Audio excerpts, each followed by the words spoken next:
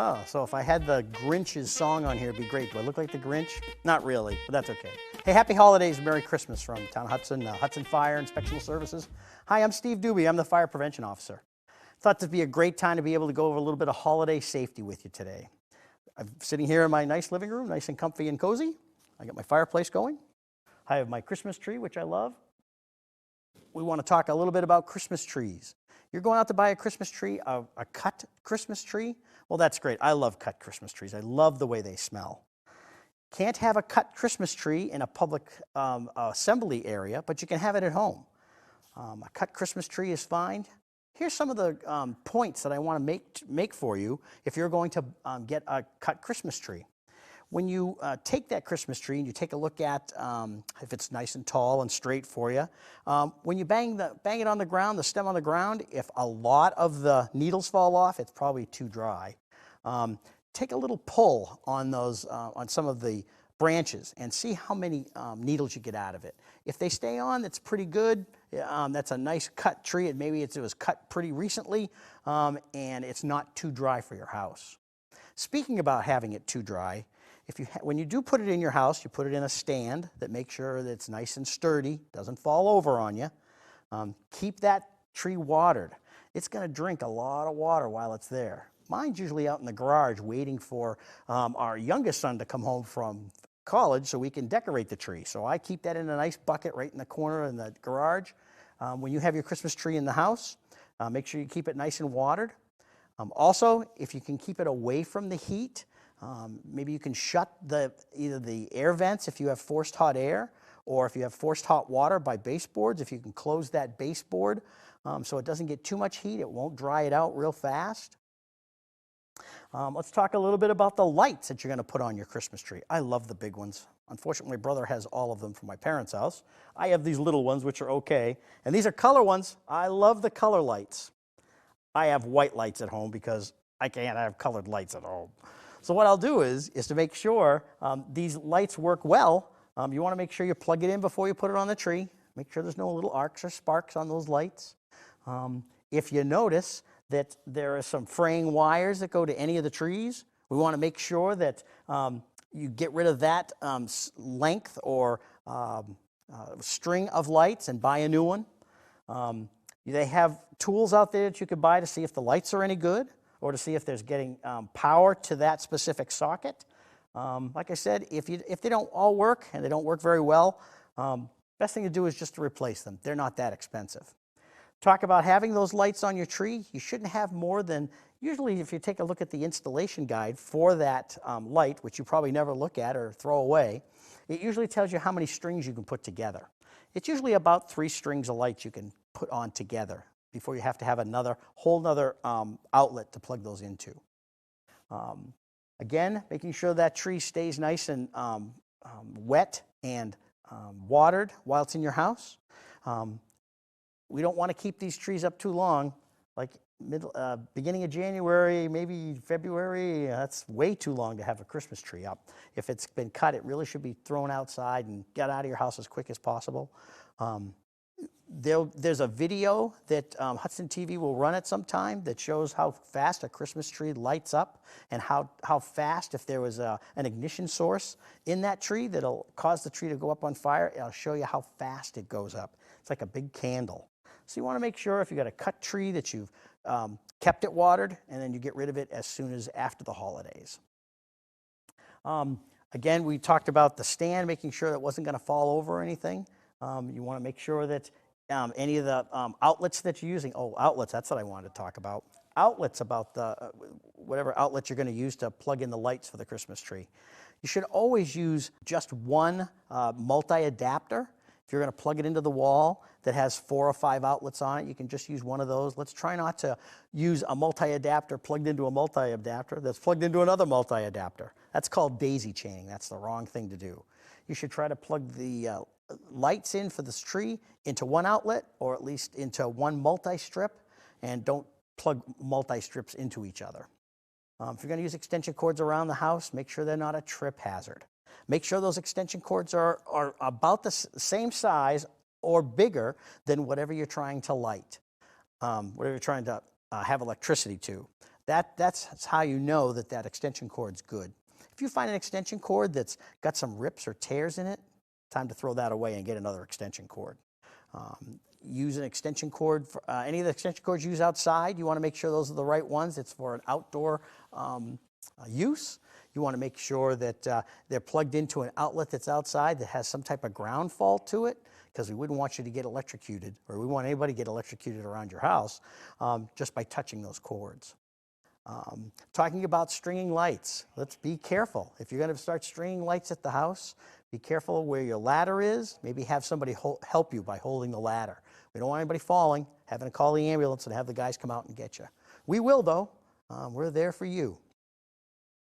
Now that we've finished with our Christmas tree, we're all set. Let's talk a little bit about a fireplace. Let's talk a little bit about having that fireplace at home.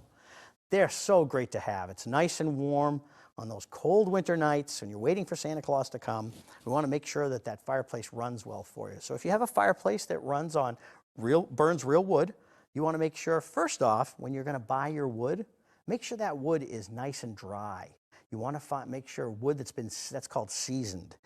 Maybe somebody has cut it and kept it out somewhere for 6 months, 8 months, 10 months. Maybe they've dried it for you. You want to make sure that that wood is cut to the right size for yourself for that fireplace. If I have a fireplace that's in the living room, if you notice, my fireplace here is behind this glass, which is great. I also want to make sure that I have a screen in front of that fireplace. That screen is there to make sure that none of the sparks or brands that are happening inside that fireplace are going to jump out and catch anything on fire outside of that fireplace. With that screen there, you want to make sure that it stays there all the time. You want to keep little kids away from it. You don't want anybody else to be playing with the fire. You don't want to be moving logs around a lot, because we don't want to have sparks or brands to jump out and burn any of the rugs or anything. Talking about fireplace, and you want to keep your fireplace and your chimney nice and clean. You can do that yourself. We have actually the chimney cleaning equipment. We have the brushes and the rods at the fire station. Thank you to the Junior Women's Club. We've had those for an awful long time. You can borrow those. We don't want you to fall off the roof, but if you want to do that yourself, you can. You'd want to, why we're having you clean that chimney is because what happens is when I burn a nice hot fire down here in the fireplace, and then when that smoke rises and goes up the chimney, of course, as it goes up the chimney, it gets cooler and cooler. When it gets to the top and maybe doesn't get all the way outside the chimney, it cools at the top, and then it kind of runs down the side. That's that unburnt materials from the wood. Could be some pieces of carbon, could be some small pieces of wood. Well, what that does is that actually makes a thick lining on the inside of your chimney. And what you want to do is be able to brush that down when it turns into ash later on. Brush it down to the bottom. There should be an ash pit maybe in your basement, maybe on the outside. You scoop those ashes out. Please don't put them in a paper bag or a plastic bucket. I can't tell you how many fires we've had with people using the vacuum cleaner, cleaning around the fireplace, maybe sucking up a brand and not realizing it, putting the vacuum cleaner away, and now all of a sudden they have a vacuum cleaner fire in the closet. You want to make sure that you put that ashes that you've got out of the chimney, out of the fireplace, the hearth, you want to make sure that gets into a metal container, goes outside. Please don't put it in a paper bag or a plastic bin and leave that plastic bin on your deck. You could burn your deck out. We want to make sure that it's in something metal with a cover on it. And you can spread those on your outside flowers. You can spread it on your garden if you have it there. It's really good, has a lot of good nutrients inside for your garden. If you're not likely the one that wants to clean your chimney or your fireplace, you can have a professional do it. Be a real good consumer. Find out from the company that you're looking at if they have any references, maybe some local people that you've talked to, or people that have had their work done by this company. Be, like I said, a good consumer, and make sure you call those references and see how well they did. That basic fireplace should have, like I said, the screen in front of it. It should have a cap on top. Keep those brands from flying out and catching something on fire on the outside of the house. If we have any pellet stoves out there, which there probably are, we want to make sure that any of those pellet stove, which is a solid fuel burning equipment, has a permit. That permit can be applied for at Inspectional Services, which is at 12 School Street in Hudson, right connected to the town hall. Inspectional Services is part of the building department and the fire department. That permit, you have to come apply for that permit. There's a $60 permit fee for it. And then we'll come out and we'll do that inspection for you, make sure it's been installed safely, a pellet stove. Same thing goes with a wood stove. If you had a wood stove, something that burns wood, solid fuel material, has to have a permit for it. And it should be in your name. It's not transferable. And it's good for as long as you have that either wood stove or pellet stove and you haven't changed it. You haven't changed it out, got a new one in. That's as long as you need it. Your insurance company would like to have a copy of those, so you can get that through my office. The telephone number for Inspectional Services is area code 603-886-6005. Well, now that we've talked about our Christmas tree and we're inside being nice and comfy cozy, outside, that weather. We know that weather gets real cold out there. We know that there could be a lot of snow out there. We want to make sure that you guys are driving safely. The police department would like you to do that. Highway department would like you to do that too. Public Works wants to make sure that you're driving safely, not interfering with any of their plowing.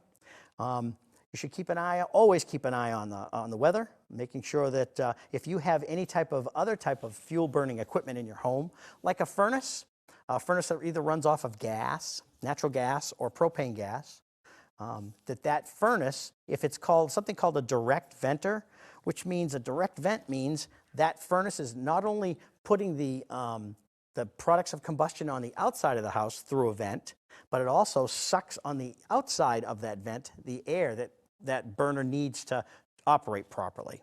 Well, we want to make sure that some of those vents, they don't get plugged or clogged with any snow.